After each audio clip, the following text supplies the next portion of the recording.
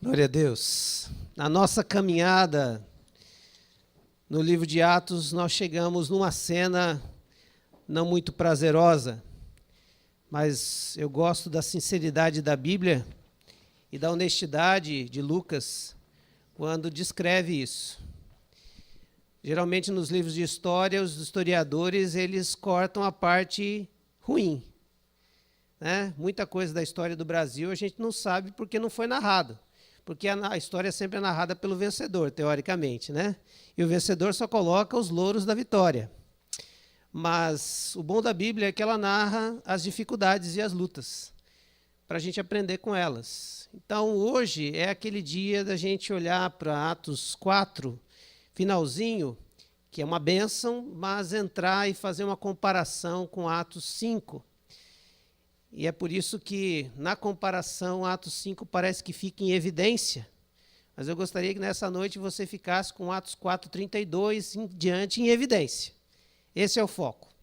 Então, abra a sua Bíblia, nós vamos acompanhando aqui, você vai acompanhando comigo, e a gente vai conversando sobre o texto para que você entenda mais o que está dizendo aqui em Atos 4:32 em diante.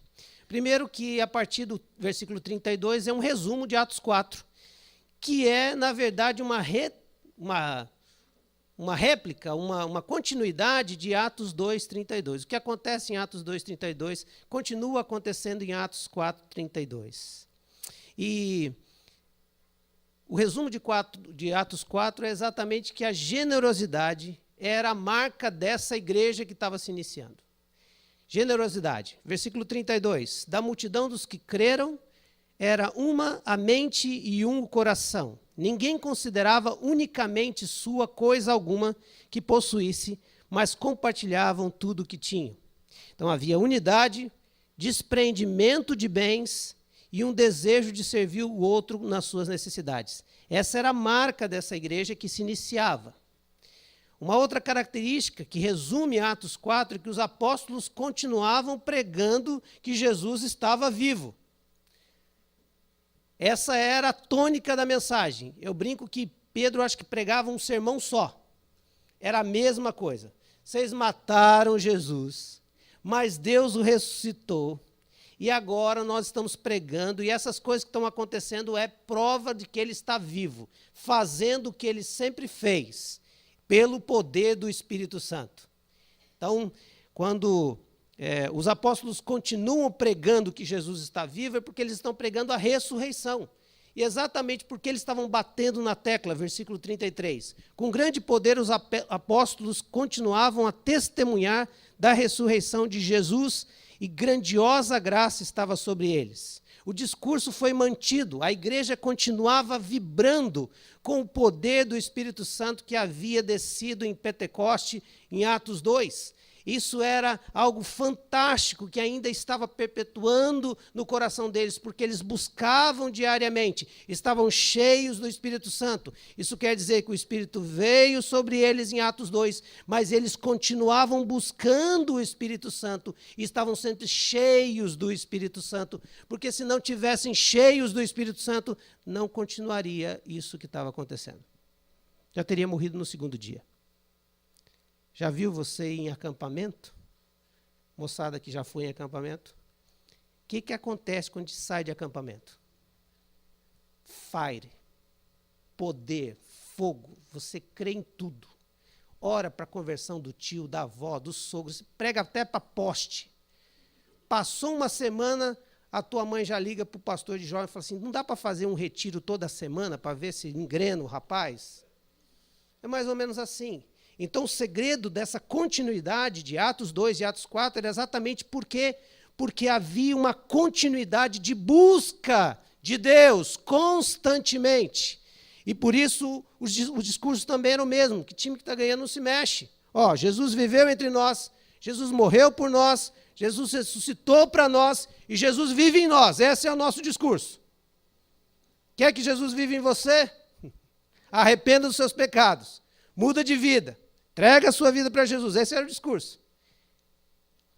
Uma outra coisa interessante que resume Atos 4 é que havia uma preocupação com o bem-estar do próximo nunca vista. É claro que o bem-estar do próximo, do necessitado, era uma característica do povo judeu.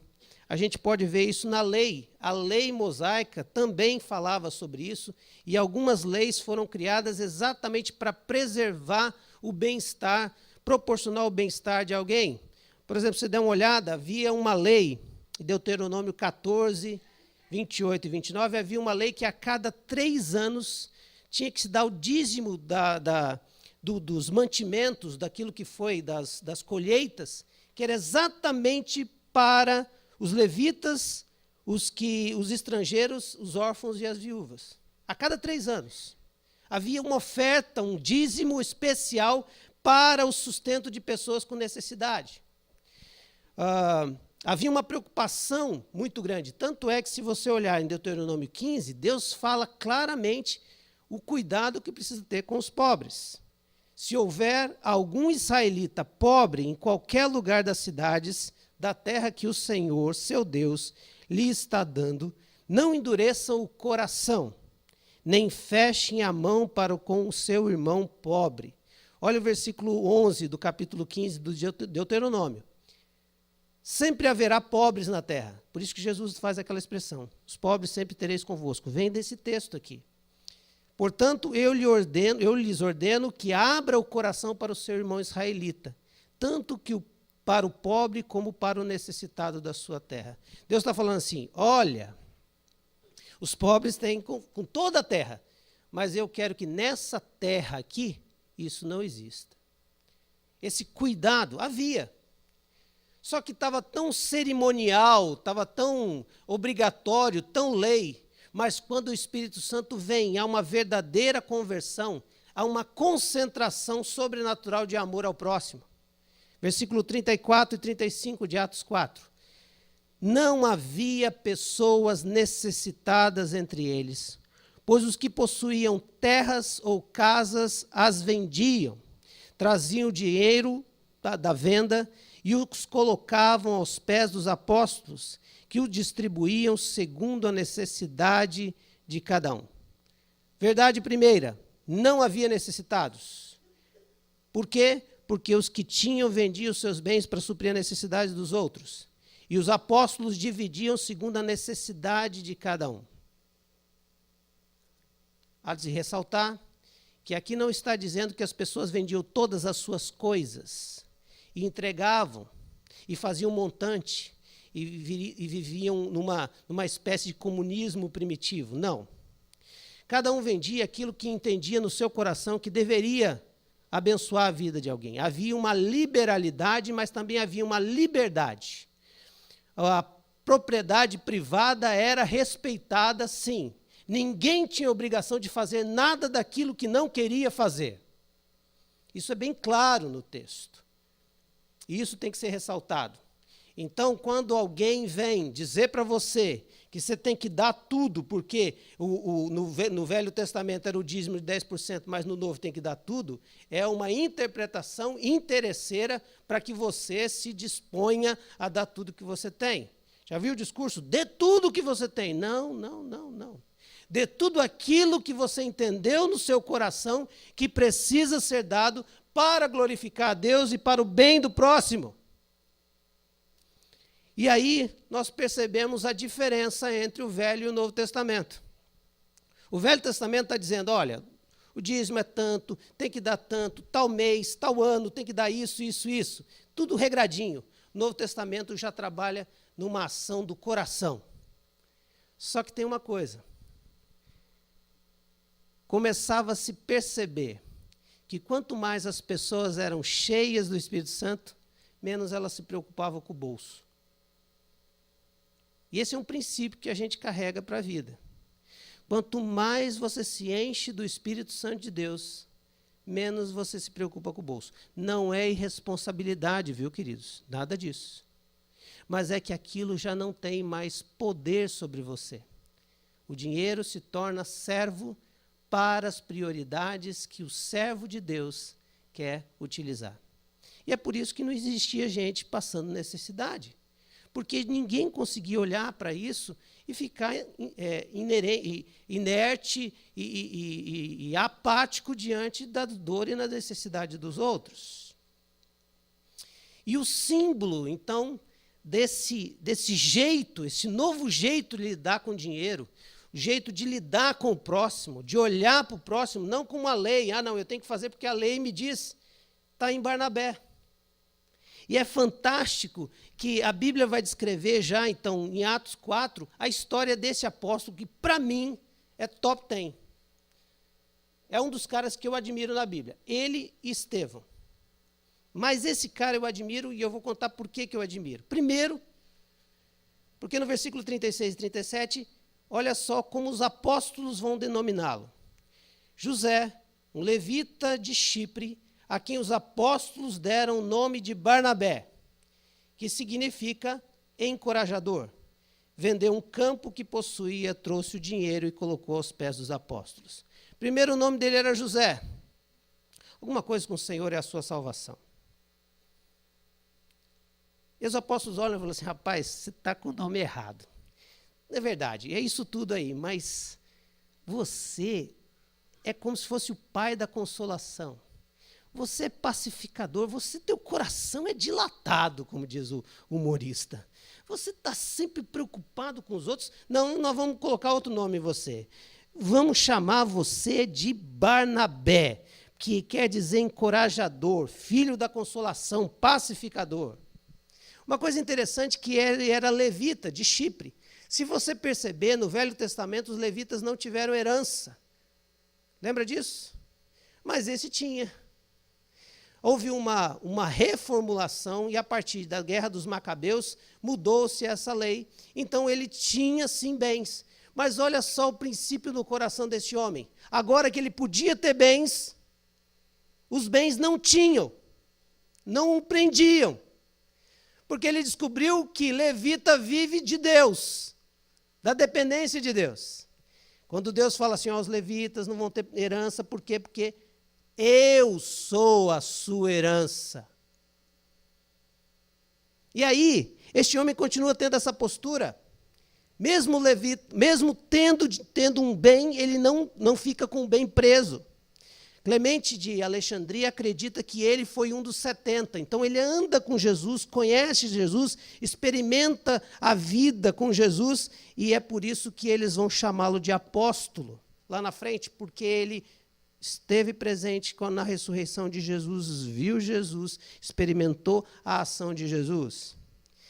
Atos 11, 24 vai dizer que ele era um homem bom, cheio do Espírito Santo e de fé.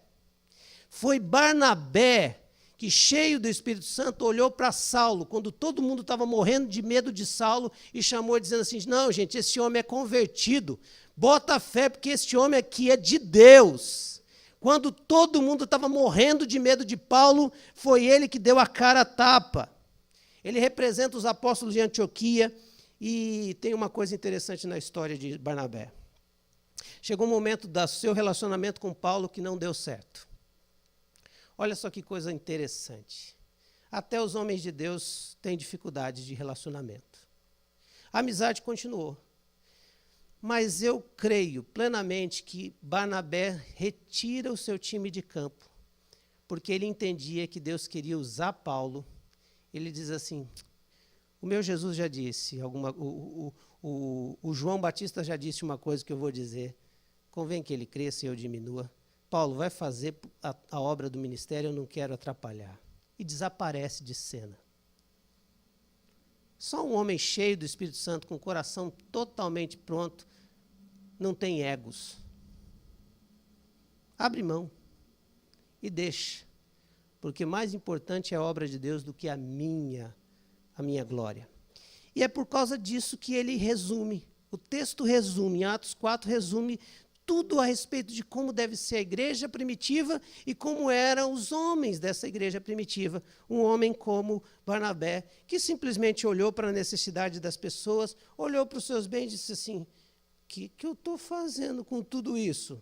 Vou vender esse terreno e vou entregar aos pés dos apóstolos para que eles administrem de maneira abençoadora.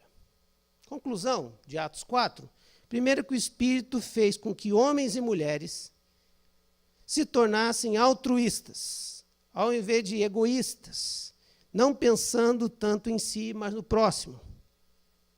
E essa semana, no meio de toda essa crise que nós vivemos por causa da gasolina, nós percebemos o quanto nós mesmos estamos longe de Atos 4:32 em diante. Vou dar alguns exemplos para você. Vou para o supermercado estocar comida, porque eu não sei quanto tempo essa greve vai durar.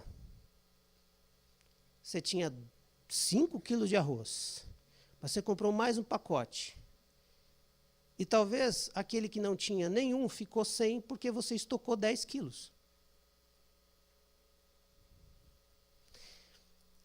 Outra coisa interessante, eles se tornaram sensíveis à necessidade dos outros, não inertes ou apáticos, dizendo não é comigo. Até aqui eu tenho, eu vi essa semana uma pessoa procurando, até no grupo, e eu achei a cena muito bonita. Faltou gás na casa da família. Aí mandou no grupo, tem alguém que tem um botijão? E alguém prontamente disse, eu tenho, pode pegar. Qual seria o pensamento natural? Opa, não sei quanto tempo vai durar essa greve, vai que o meu acaba. Quem tem 2, tem 1, quem tem 1, não tem nenhum. Eu vou garantir o meu. Essa postura mostra o cristianismo que a gente tem, de pensar no outro. Eles continuavam mostrando, através dos atos deles, que Jesus estava vivo entre eles, fazendo e ensinando o verdadeiro evangelho. E essa semana a gente percebeu isso. Você estava com o seu carro lá, com um monte de gasolina, mas você pensou assim, vou garantir, vou colocar em cima ali, para não ter problema, porque vai que essa greve continua durando 1 ano, eu tenho pelo menos gasolina. Eu estou colocando essas coisas só para você perceber que não é muito longe a gente perceber que o cristianismo que esses homens estavam experimentando era de um poder do Espírito Santo tão grande que eles foram despidos com todo despreendimento a respeito de si. E olhavam para glorificar a Deus e abençoar o próximo. E é por isso que Atos 5 é a antítese, é o contrário, é o não faça assim, não seja assim, não pratique isso. Que vai contar a história de Ananias e Safira, que se, de um lado, Atos 4 revelava a história deste homem chamado Barnabé, Atos 5 vai revelar a história de Ananias e Safira. Eles são símbolo do que não é evangelho, de pessoas que estão dentro da igreja, mas não entenderam a mensagem do evangelho e não vivem a mensagem do evangelho, porque jamais pensam em si menos do que pensa no outro. Pensa mais em si do que no outro, se preocupa mais consigo do que com o outro. Não está olhando para a necessidade de ninguém. É egocêntrico, porque Deus foi feito só para ele. E aí, versículo 1 e 2, conta a história deste homem. Um homem chamado Ananias, juntamente com Safira, sua mulher, também vendeu uma propriedade. E ele reteve parte do dinheiro para si. Sabendo disso, também sua mulher, o restante levou e colocou aos pés dos apóstolos. Eu não vou jogar o paletó, senão alguns vão cair, então eu vou deixar aqui. Quando eu era criança, eu assistia Benihim. Sempre quis jogar o paletó, mas ninguém nunca caiu. Experimentar colocar uma pedra, talvez alguém caia. Mas vamos lá. Olha só o que diz então o texto aqui. Este homem conversa com a sua mulher, eles vendem a propriedade, retém parte do dinheiro para si, a mulher sabendo disso, e aí o restante eles levam e colocam aos pés dos apóstolos. Primeira expressão, reteve parte do dinheiro. Essa expressão aqui é apropriação indevida. É isso. É o texto, é o versículo, está usando essa expressão aqui, quando fala em reteve. É a mesma coisa que roubar.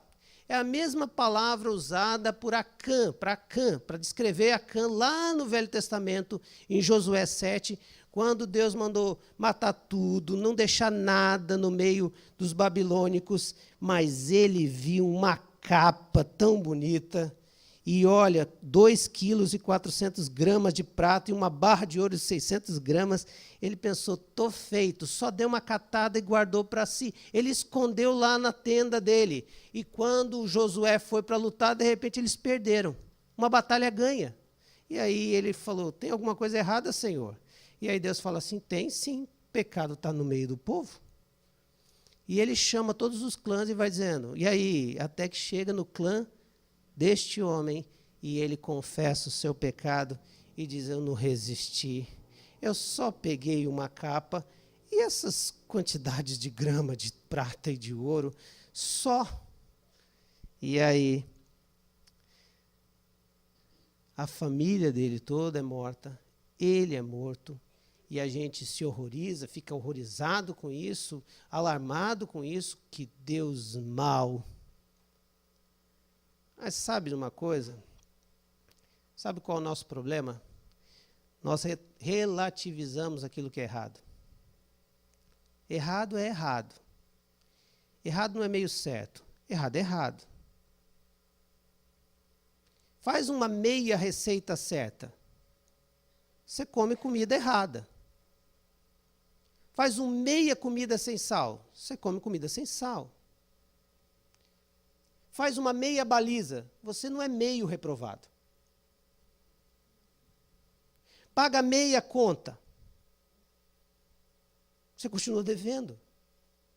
Então, quando a gente olha para esses exemplos bíblicos, a gente não consegue conceber, por quê? Porque diante de nós existe um conceito de que o mundo está tão virado e tão errado que alguma coisa meio certa está quase certo. E a santidade de Deus, ela é inegociável, imexível, como diria Magre alguns anos atrás. Ela não tem barganha, é santo, totalmente santo, absolutamente santo. É branco total radiante, que homo ficaria morrendo de inveja. Então, quando nós olhamos para essa cena, lá do Velho Testamento, ela nos remete a essa cena aqui, onde um homem vende um terreno e parece que tão amorosamente, generosamente, desprendidamente, ele leva o dinheiro aos pés dos apóstolos, e esse entregar o dinheiro aos pés dos apóstolos quer dizer que eles, essa expressão é para dizer que havia uma espécie de fundo, né, de reserva para necessidades emergenciais.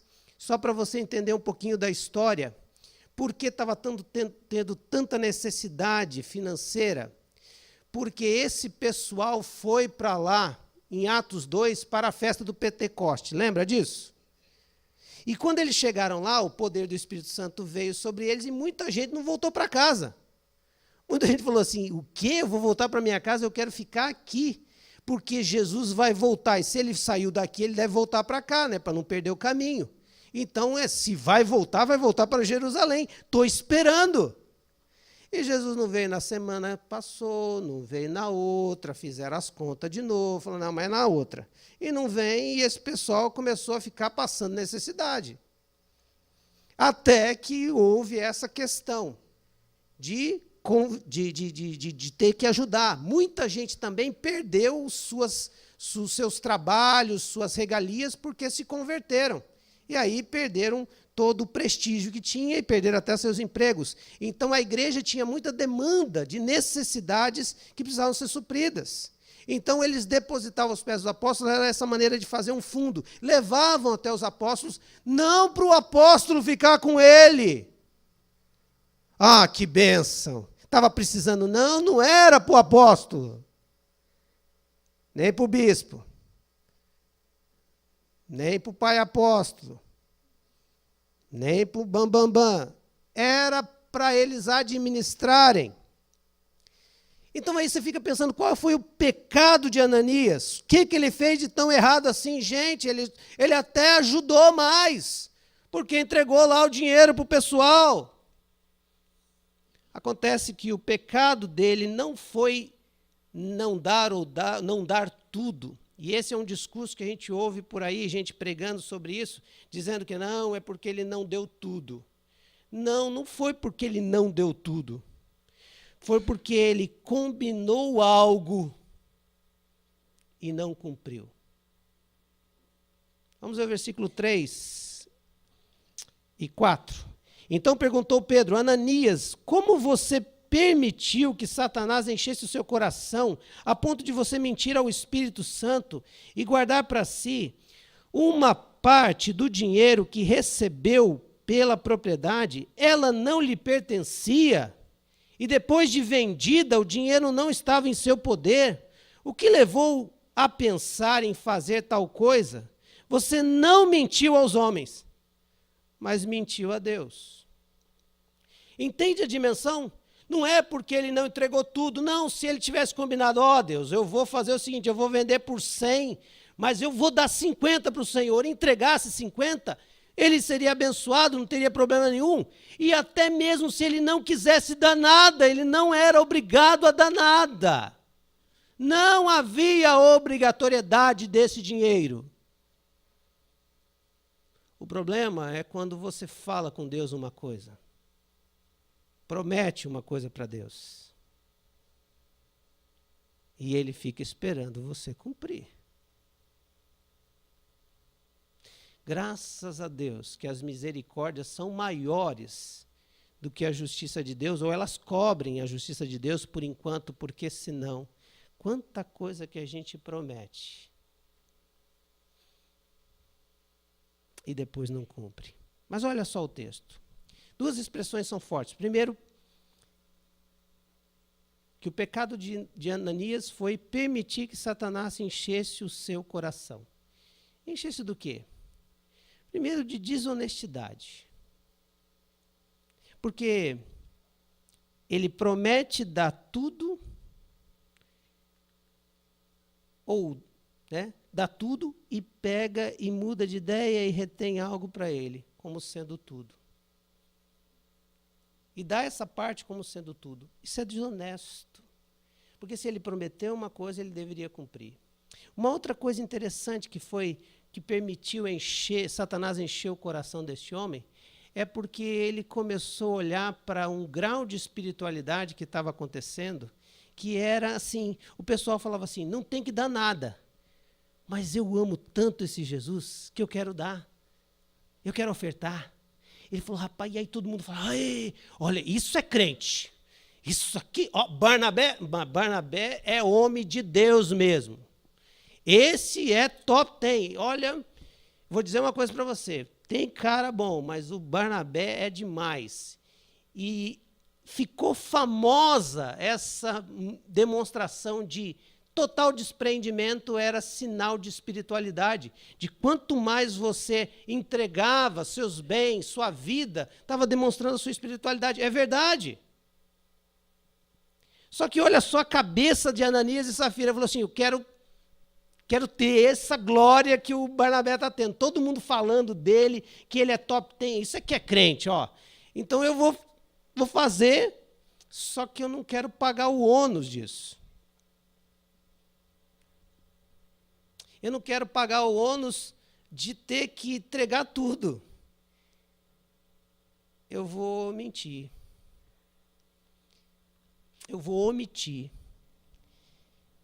Eu vou fazer com que as pessoas pensem que eu estou dando tudo para receber a glória de tudo, mas, na verdade, eu vou dar um pouco e vou receber a glória de tudo. Estou lucrando nesse negócio e estou saindo por cima. As palavras de Pedro aqui deixam bem claro que Ananias tinha completa liberdade para conservar ou vender a propriedade dele conforme bem entendesse. O pecado dele estava em mentir contra o Espírito Santo e reter algo que ele tinha prometido que deveria ser dado tudo. E aí vem o conceito da palavra hipocrisia. Hipocrisia é um contrato mental que eu faço para representar uma coisa que eu não sou, para enganar você que eu quero que me aplauda. Eu quero fantasiar, mostrar o que eu não sou, para que você reconheça em mim uma espiritualidade, nesse caso aqui, que eu não tenho. Eu quero fazer de conta que eu sou muito bom, mas eu não quero pagar o preço de ser bom.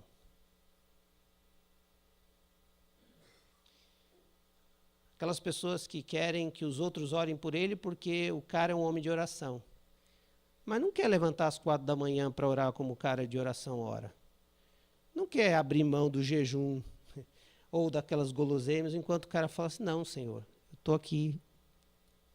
Quero terceirizar a bênção. Eu quero receber algo de Deus, mas eu não quero gastar tempo, não quero ônus. E às vezes a gente tenta começar a enganar as pessoas e a Deus. O problema é que a gente pode enganar as pessoas, só que a Deus ninguém engana. O John Stott diz que eles queriam o crédito e o prestígio da generosidade sacrificial sem terem que arcar com as inconveniências. Assim, a fim de conquistar uma reputação a qual não tinham direito, contaram uma mentira deslavada. A motivação do casal ao dar não era aliviar os pobres, mas inflar o próprio ego. Eu quero que as pessoas pensem que eu sou tão espiritual quanto o Barnabé. Qual então a consequência do pecado de Ananias? Morte. A consequência do pecado de Ananias, de querer mentir contra Deus, querer enganar a Deus, hipocritamente passar-se por uma imagem que ele não era, foi a morte. Versículos 5 e 6. Ouvindo isso, Ananias caiu e morreu. Grande temor apoderou-se de todos os que ouviram e o que tinha acontecido, ouviram o que tinha acontecido. Então os moços vieram, envolveram o seu corpo, levaram-no para fora e sepultaram. Alguns comentaristas dizem que foi tamanha o peso daquele momento que ele teve um ataque cardíaco. Alguns acreditam que foi ali o poder de Deus diante de um homem que estava mentindo contra o próprio Deus. Deixo para vocês pensarem como é que foi, mas a verdade é que ele morreu. E aí, não morreu sozinho. Qual que foi o pecado da Safira? Detalhe, né? Safira tem o nome, quer dizer bela, mas o que ela fez foi extremamente feio. 7. Cerca de 3 horas mais tarde, ninguém pode dizer por que a Safira não estava com o Ananias e não soube que ele morreu. Não houve nenhuma comunicação, não havia WhatsApp, não tinha como saber. E ela chega para esse tempo lá. Entra sua mulher, sem saber o que havia acontecido, Pedro lhe perguntou. Não sei porque também Pedro falou assim, você soube o que aconteceu com teu marido? O gato subiu no telhado? Pedro não teve essa coisa meio assim, do tipo cuidadosa. Ele já foi perguntando, diga-me, foi esse preço que vocês conseguiram pela propriedade? Alguns comentaristas dizem assim, que ele falou o preço certo. Foi 100 que vocês venderam? Ela falou sim. Então, por que vocês combinam uma coisa, né? Sim, foi esse o preço. O Pedro diz, por que vocês entraram em acordo para tentar o Espírito do Senhor? Outros dizem assim, que ela falou o preço errado e ela disse assim, sim, eu não sei. Eu só sei de uma coisa, que eles combinaram para enganar a igreja por o simples fato de receber uma glória que não era deles. Porque o objetivo deles não era abençoar pessoas, mas era elevar-se a sua moral, a sua reputação diante daquela comunidade que estava nascendo. Então, por que vocês entraram em acordo para tentar o Espírito do Senhor? Veja, está à porta os pés dos que sepultaram seu marido, e eles a levaram também. Tentar o Espírito Santo. A ação do casal era de enganar o Espírito, testar a Deus, assim como os israelitas fizeram no deserto. E aconteceu tantas coisas, muita gente morreu por causa disso. Mas qual foi o pecado, a consequência do pecado de Safira? Bom, a consequência, morreu. Parece que me faz lembrar aqueles versículos de Tiago. A cobiça sendo gerada dá luz ao pecado, e o pecado consumado gera morte. Uma conveniência com o pecado do marido. Eu fui conivente com o pecado do meu marido. Ele está pecando e eu peco porque eu nunca o confronto. Eu nunca digo, marido, mas isso não está certo. Eu sou conivente com o pecado. E conivência com o pecado é pecado. Pastor, mas é muito radical. Imagine se fosse assim, nós estávamos todos mortos. É verdade, irmão, nós estaríamos todos mortos. É por isso que esse texto está aqui. A única coisa que não pode condenar o casal é de não ser unido, né? Porque casal que mente unido, morre unido. Mas existem muitas coisas no casal Ananias e Safira que está muito próximo da nossa realidade. Tratarmos o pecado com essa conivência. Tratarmos o pecado com aquela, vou dar um jeitinho. Ainda mais para nós brasileiros, né? Que temos a lei de, o Gerson não gosta que eu use isso, mas é o que foi batizado, tá, Gerson? A lei de Gerson. Levar vantagem em tudo.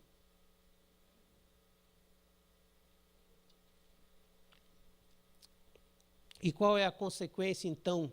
Deus manda o seu, não gosto dessa palavra castigo, mas ele manda uma retribuição. Por quê? Porque aquela morte, aquelas duas mortes eram didáticas, para que a comunidade não morresse. E sabe que tem mortes e mortes, né? Tem morte física, mas tem morte espiritual, emocional, acabou com a comunidade. Se hoje a gente escuta dizendo assim, no meio da igreja está cheio de gente hipócrita. Se não tivesse essa cena, já ia começar antes essa frase. Mas esse texto está dizendo que a lição mais difícil, mas mais importante, é que a disciplina de Ananias e Safira revela que com Deus nós não podemos brincar, com Deus não se brinca. A disciplina de Deus é para gerar temor no povo. Versículo 11. E grande temor apoderou-se de toda a igreja, e todos ouviram falar desses acontecimentos. Deus, de vez em quando, manda dos seus juízos, didaticamente, para revelar que Ele é santo, é justo, também é amoroso, mas que Ele é justo também. Então, o que a gente aprende entre esses textos de Atos 4, 32 e Atos 5, 11? Que Deus odeia hipocrisia. Pedro enfatizou isso ao repetir que a mentira deles não foi dirigida primeiro a ele. Vocês não estão mentindo para mim, vocês estão mentindo ao Espírito Santo, a Deus. Deus odeia gente que vive querendo enganar todo mundo. Não é que Deus odeia a gente, a pessoa, Deus odeia essa atitude, Deus não aprova isso. Ele não se sente confortável com isso. Segundo ensinamento, a disciplina da igreja é necessária. A falsidade destrói a igreja. Se não houvesse a morte desses dois, como o entendimento de Deus, que precisava barrar, todo aquele trabalho do Espírito Santo seria comprometido. E Deus coloca uma diferença, uma barreira para dizer, olha, cuidado, a minha graça, o meu amor, eles também são norteados pela minha justiça. Não brinquem comigo, eu os amo, mas há uma lei que é a lei da minha justiça também.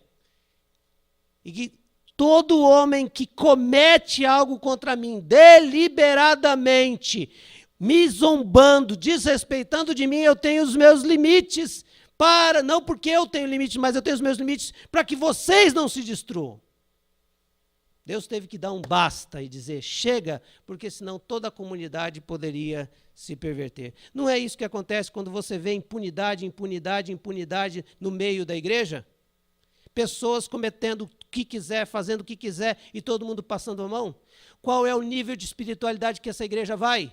Ela vai para o nível de espiritualidade de uma libertinagem. Você já passou pela cena que alguém foi excluído da igreja por um motivo, mas o filho do fulano não foi? Qual que era o discurso dentro da igreja? Cambada de hipócrita. Por isso, não teste, não brinque. Deus odeia todo tipo de morte. Deus odeia todo tipo de reprimenda. Deus odeia todo tipo de situação onde tem que ser constrangido alguma coisa para que haja mudança. Mas Deus é santo. A disciplina deve ser com equilíbrio, para ganhar o irmão, não para perdê-lo. Mas nós temos que entender que Deus é um Deus santo. Por isso que esse texto é extremamente pesado, horrível.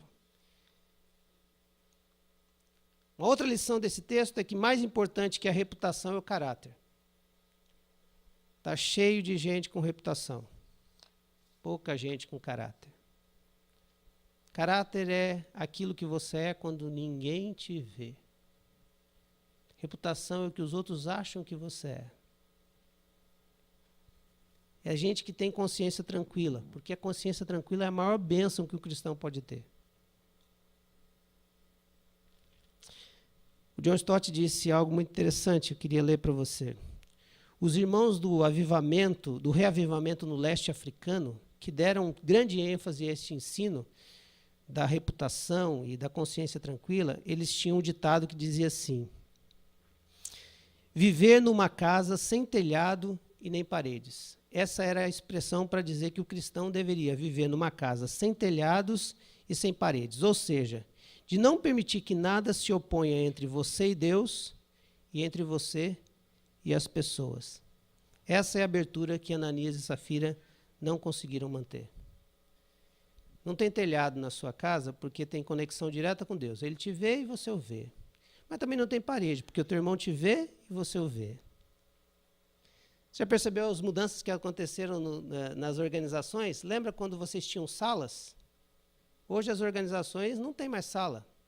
É um biombo que separa um do outro. Então, se você estiver vendo alguma coisa errada, não trabalhando, tal, alguém está te vendo. Nós devemos viver de tal forma que todo mundo saiba que você é pecador. Não faço questão que as pessoas acreditem que eu sou santo. Eu quero que as pessoas saibam que aqui, diante de vocês, existe um homem com muitas falhas, com um desejo imenso de ser diferente, mas que se não for o Espírito Santo de Deus, não consigo viver. Ontem eu estava conversando com o Rui Lisete, e o Paulo chegou, né? Estão fazendo jiu-jitsu e tal. Aí eu, na lata, falei para o Paulo, eu não posso fazer jiu-jitsu, não. Ele falou, não, por quê? Daí você se controla, tal. Eu falei, aí é que eu não me controlo. Se o cara vier para cima de mim, já roçando na minha orelha, eu já vou dar um catiripapo nele. Depois, assim, se Jesus não está conseguindo me domar, imagine o jiu-jitsu. Eu me conheço. Eu sei que eu sou extremamente competitivo. O cara vem me dando uma gravata, ainda roçando em mim, já não gosto de intimidade. Você se conhece? Então para da gente ficar com essa coisa de hipocrisia. Nós não devemos fazer nada por vanglória, mas tudo pela glória de Deus e para o bem-estar do próximo. E eu queria terminar esse texto lendo um texto bíblico de Mateus 6, de 1 a 4, parafraseado numa Bíblia chamada A Mensagem, de Eugene Peterson. Eu achei fantástico a maneira como ele pega o texto lá, que a sua mão direita não deve dar alguma coisa, sua mão esquerda não deve saber. Olha só o que ele diz. Quando vocês fizerem o bem, tenham cuidado para que o seu gesto não vire uma peça de teatro. Por ser até um bom espetáculo, mas Deus não vai aplaudir. Quando for ajudar alguém, não chame atenção para si mesmo. Você já viu gente assim em ação? Tenha certeza, eu chamo de atores. Só um pouquinho. A palavra ator vem do grego hipócrita, que quer dizer alguém que representa uma coisa que ele não é. Então, não é que Deus não gosta de peças de teatro, tá, queridos? Vai que você interpreta assim. Não, é que ele não gosta de gente que vive interpretando um personagem na vida que não é. Eles vão orar nas esquinas como se elas fossem palcos, atuando para o público, interpretando para as multidões. Eles receberão aplausos, sim, mas é tudo o que conseguirão. Quando você ajudar alguém, não pense na impressão que vai causar. Apenas ajude, com simplicidade e discrição. É assim que Deus o criou com todo amor. Faz. Ele age nos bastidores para ajudar você. Por isso, Deus pegou tão pesado com a questão da hipocrisia de Ananias e Safira. Esse texto não tem a ver com dinheiro. Nem um pouco. Por isso você não vai me ouvir fazendo apelo, doa alguma coisa, dá alguma coisa. Não. Mas você vai ouvir dizer, você está representando uma coisa que você não é? Você está diante da congregação passando uma imagem que você não é. Então, cuidado. E nessa noite examine o teu coração. Não é que você vai morrer fulminado com um ataque cardíaco. Mas é que a sua vida espiritual vai morrendo. E você vai acreditando nas mentiras que você está vivendo. Até uma hora que você morreu. Sabe aquele que não sente mais nada, não experimenta mais nada, não vive mais nada, não luta por mais nada, não vê mais nada da ação poderosa de Deus, porque vive uma imagem que não é verdadeira. Que nessa noite, as nossas máscaras caiam diante de Jesus Cristo. Porque quando as nossas máscaras caírem diante de Jesus Cristo, há perdão e graça para nós. Mas quando a gente imagina que os outros estão olhando e o que os outros vão pensar de mim, por isso eu vivo um teatro, para poder agradá-los, para receber o aplauso deles, a gente vai morrendo por dentro. E quando a casa cai, as pessoas descobrem que a gente não é tudo aquilo que imaginavam, eles vão embora, procurando outro referencial, outra história da carochinha, outro conto de fada para acreditar. Nossa função é mostrar que nós somos de carne e osso, mas somos cheios do poder de Deus. E Ele usa a gente do jeito que quer, na hora que quiser, com o poder dEle. E que não tem nada a esconder. E assim a gente vive melhor. Tem gente doente de tanto representar uma coisa que não é. Nessa noite que o Senhor nos dê cura. Para você rir com as pessoas, brincar com as pessoas, mas também evidenciar o poder de Deus de querer abençoar a vida de pessoas, mais do que a si mesmo. Você cuidar mais dos outros do que de si mesmo. Que você quiser glorificar, querer glorificar mais a Deus do que a si mesmo. Não são cargos, nem funções que a gente tem que mostra quem a gente é. É Jesus quem diz quem a gente é.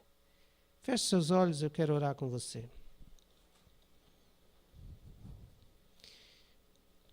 Deus, nessa noite, eu quero lembrar de Atos 4:32. Havia um só coração. Não havia ninguém com necessidade, com problemas financeiros, porque o Senhor usava a vida do seu corpo, porque o seu espírito fluía no meio do corpo. Senhor, obrigado pela vida dessa igreja. Nós tivemos um relatório agora, pouco. Marcos veio aqui e deu esse relatório.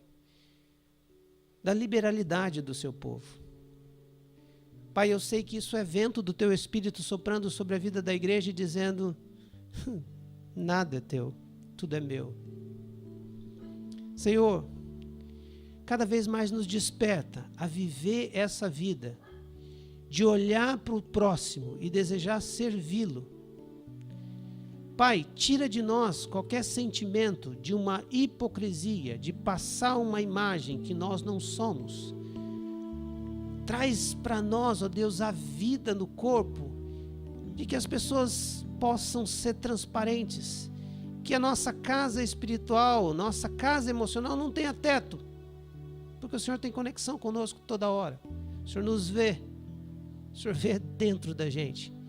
Mas que a nossa casa também não tenha paredes emocionais para poder nos esconder e ter uma reputação lá fora que a gente não é e sofrer por causa disso, trazendo morte dia a dia à nossa vida.